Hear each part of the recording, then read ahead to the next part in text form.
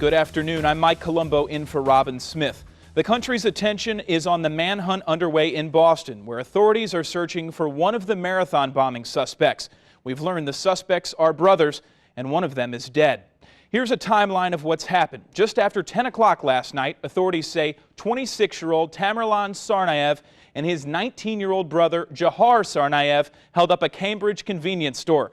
Here's CBS with more. To Texas now, where crews are cleaning up after the deadly explosion at a fertilizer plant near Waco. City officials are getting their first up-close look at the destruction. I just toured the site both from the air and from the ground. And frankly, the observation along the area around the site is just total devastation. At least a 4-block radius around the plant is almost completely leveled.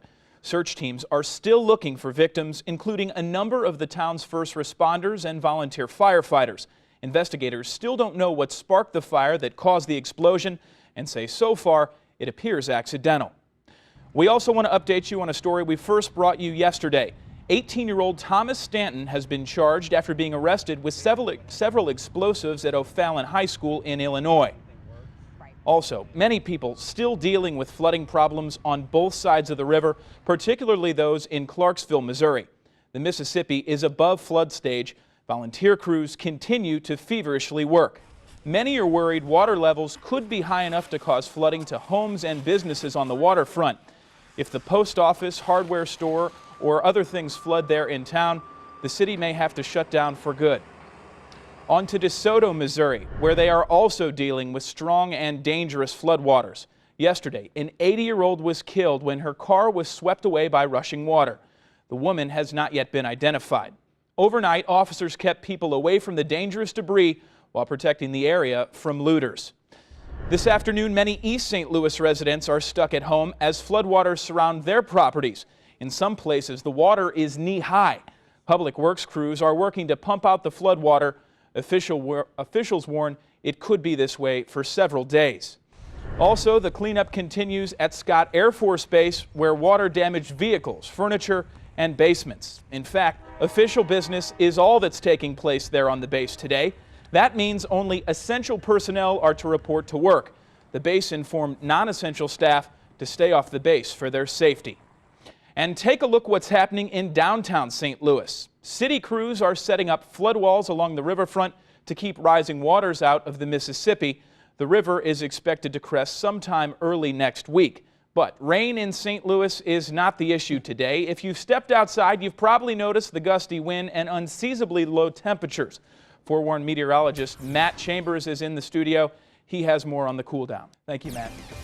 An elderly man is dead, his home destroyed after an early morning fire in North City. Firefighters got the call just before 8 to this home in the 5300 block of Theodosia. When fire crews arrived, flames were shooting from the home.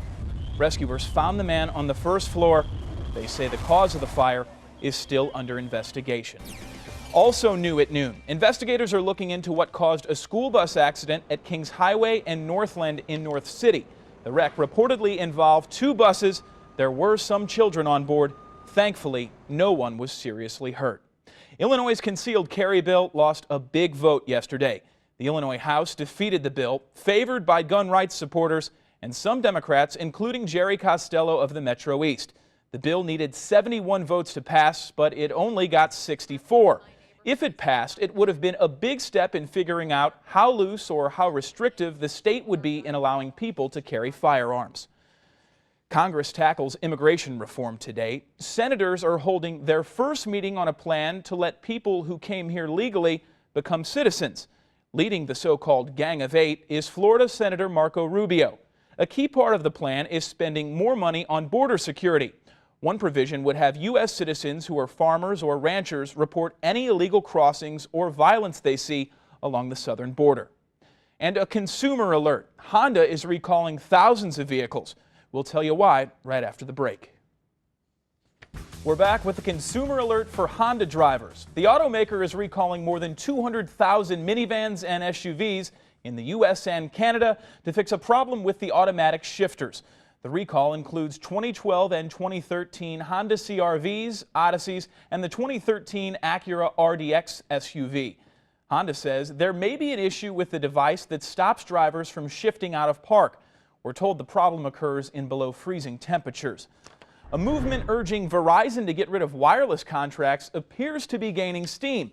For years, most wireless carriers have subsidized the high cost of smartphones by requiring customers to sign long-term contracts.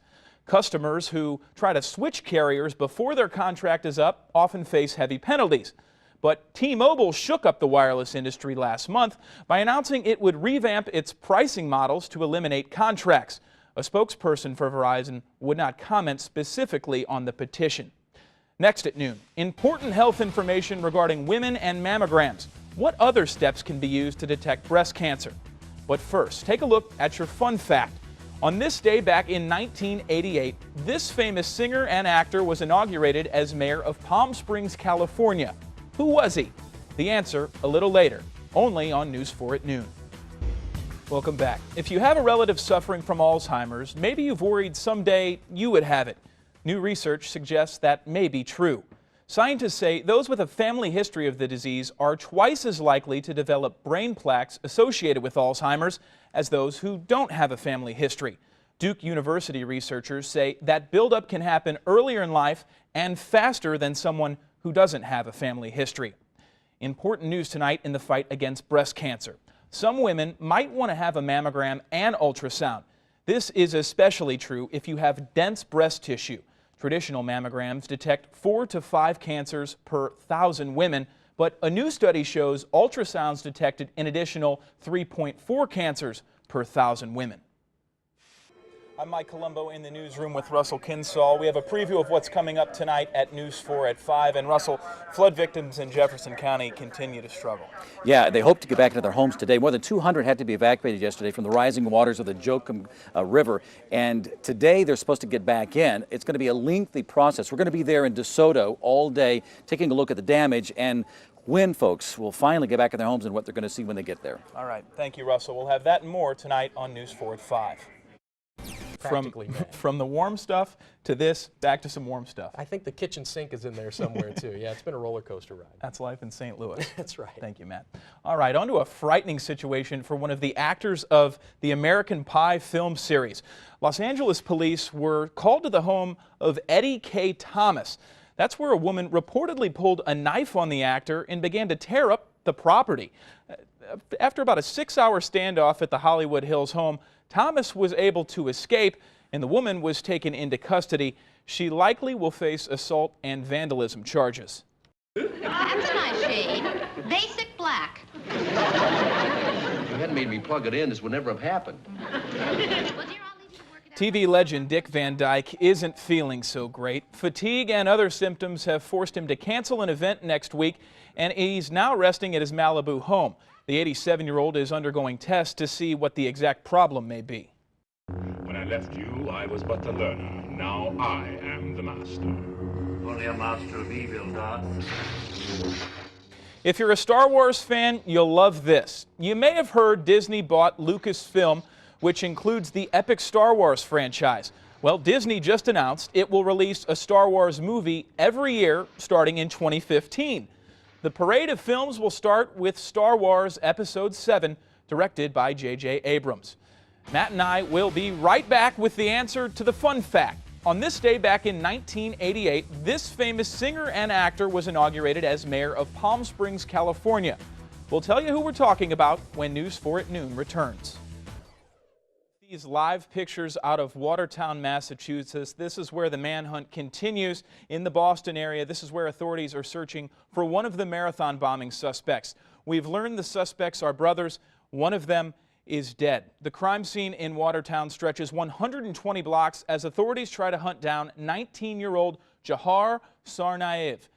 He escaped after a late night and early morning crime spree. Authorities say he and his brother held up a convenience store, shot and killed an officer, and hijacked a man at gunpoint. Again, the search is on for that remaining suspect at large. Authorities consider him armed and very dangerous. Authorities also asking residents to stay inside and keep their doors locked. The governor has asked residents to be patient. Mass transit has been shut down as well in that area. We'll continue to follow the latest on KMOV News at 5. Switching gears now to this fun fact. Yeah, on this day back in 1988, a well-known singer, producer, and actor jumped into politics and was inaugurated as the mayor of Palm Springs, California. Who was he? The answer, Sonny Bono. During his time as mayor, he helped create the Palm Springs International Film Festival and a lot more. We'll have that and everything else you want to know trivia-wise on KMOV. We'll continue all day on News 4.